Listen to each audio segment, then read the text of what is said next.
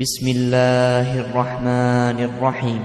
قد أفلح المؤمنون الذين هم في صلاتهم خاشعون والذين هم عن اللغو معرضون والذين هم للزكاة فاعلون والذين هم لفروجهم حافظون إلا على أزواجهم أو ما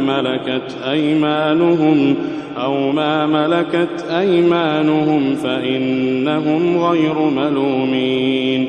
فمن ابتغى وراء ذلك فأولئك هم العادون والذين هم لأماناتهم وعهدهم راعون والذين هم على صلواتهم يحافظون أولئك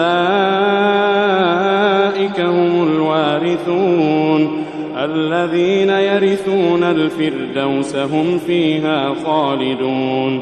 ولقد خلقنا الإنسان من سلالة من طين ثم جعلناه نطفة في قرار مكين ثم خلقنا النطفة علقة فخلقنا العلقة مضغة فخلقنا المضغة عظاما فكسونا العظام لحما ثم أنشأناه خلقا آخر فتبارك الله أحسن الخالقين.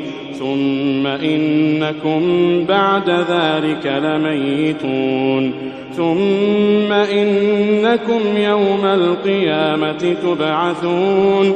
ولقد خلقنا فوقكم 7 طرائق وما كنا عن الخلق غافلين وأنزلنا من السماء ماء بقدر فأسكناه في الأرض وإنا على ذهاب به لقادرون.